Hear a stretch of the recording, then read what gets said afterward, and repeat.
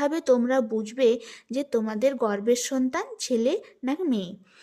প্রেগনেন্সির সময় এফএইচআর বলে একটা কথা লেখা থাকে। এই এফএইচআর লেখা দেখে নাকি বোঝা যায় গর্ভের সন্তান ছেলে নাকি মেয়ে। তো এই এফএইচআর দেখে কিভাবে বুঝবে? আর এই এফএইচআরই বা কি? এফএইচআর দেখে কি সত্যিই বোঝা যায় যে তোমার গর্ভের সন্তান ছেলে নাকি মেয়ে? তো আজকে তোমাদের সাথে সেটাই শেয়ার করব। রিপোর্ট দেখিয়ে বুঝিয়ে দেব যে কিভাবে তোমরা এফএইচআর দেখে বুঝবে তোমাদের গর্ভের সন্তান ছেলে নাকি মেয়ে। তো আগেই বলি, পুত্র সন্তান বা কন্যা সন্তান একজন মায়ের কাছে উভয়ই সমান। বিশেষ করে যারা দ্বিতীয়বার মা হতে চলেছে তাদের মধ্যে একটা কিউরিওসিটি থেকেই যায়, তাদের মধ্যে ইচ্ছে থেকে যায় যে তাদের গর্ভের সন্তান ছেলে নাকি মেয়ে এটা জানার। তো চলো এই ভিডিওর মাধ্যমে আজ সেটাই শেয়ার করব তোমাদের সাথে। তোমরা পুরো ভিডিওটা দেখতে থাকো, আশা করি তোমাদের জন্য অনেক হেল্পফুল হবে। তো প্রথমেই বলি, এই এফএইচআর এর ফুল ফর্ম হচ্ছে ফার্টাইল হার্ট রেট। তো প্রেগনেন্সিতে এই সময় কিন্তু বেশ কিছু ইউএসজি রিপোর্ট করা হয়, যেমন 3 মাসে করা হয়, 5 মাসে করা হয়, 9 মাসে করা হয়, যেটা কিন্তু আমার ক্ষেত্রেও করা হয়েছে। অনেকের ক্ষেত্রে কিন্তু যদি কোনো প্রবলেম বা অন্য কিছু ইস্যু থাকে তাদের ক্ষেত্রে এক্সট্রাও যদি করতে বলা হয় করা হয়ে থাকে, কিন্তু এই 3টে মাস্ট করতেই হয়। তো এই ইউএসজি রিপোর্টের মাধ্যমেই এফএইচআর কথাটি লেখা থাকে।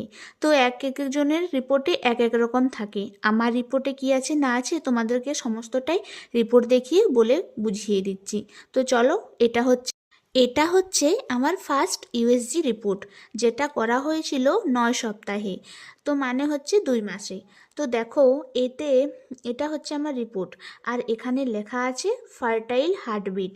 তো এখানে আমাদের ফার্টাইল হার্ট রেট বা এফএইচআরও লেখা থাকতে পারে, আবার অনেকের ক্ষেত্রে এইচআরও লেখা থাকে। আর তার পাশে কিন্তু নাম্বারটাও দেয়া আছে, দেখো 170 বিটস পার মিনিট লেখা রয়েছে। অনেকের ক্ষেত্রে বিপিএমও লেখা থাকে, আর এর অর্থ হলো বিটস পার মিনিট। আর এটা আমার ক্ষেত্রে কিন্তু 9 সপ্তাহ 2 দিনের মধ্যে করা হয়েছে, মানে আমার ফার্স্ট ইউএসজি রিপোর্ট। আর আমার ফার্স্ট ইউএসজি রিপোর্টে আমার বেবির হার্টবিট দেখিয়েছে 170 বিটস পার মিনিট।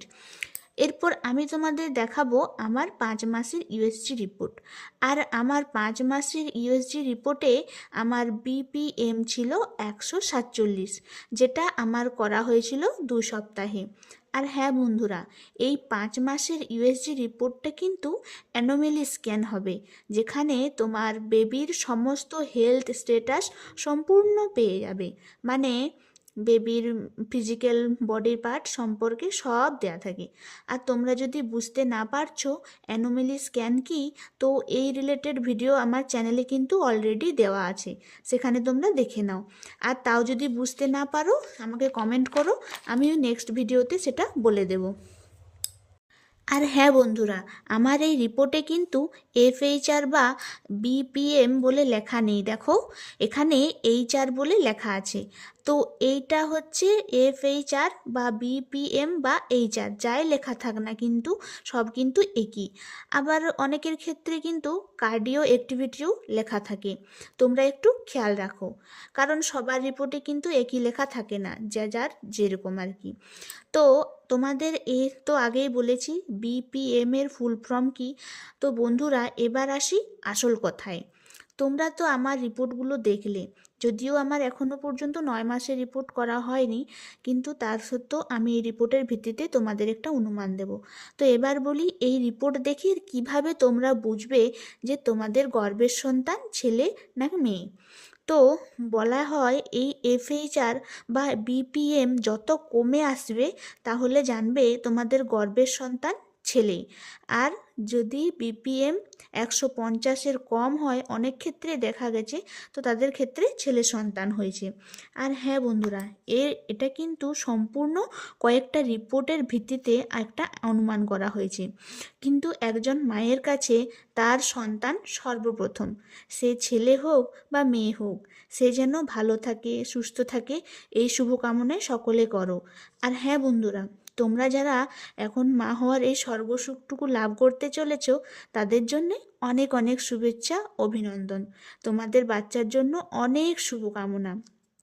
আর ভিডিওটা এখানেই শেষ করছি। এইরকম যদি কোনো প্রেগনেন্সি রিলেটেড ভিডিও তোমরা পেতে চাও, আমার চ্যানেলটিকে সাবস্ক্রাইব করতে একদম ভুলো না। ভালো লাগলে লাইক, কমেন্ট, শেয়ার করে দিও। সকলে খুব ভালো থেকো, সুস্থ থেকো। তোমাদের জন্য অনেক শুভকামনা। রাধে রাধে।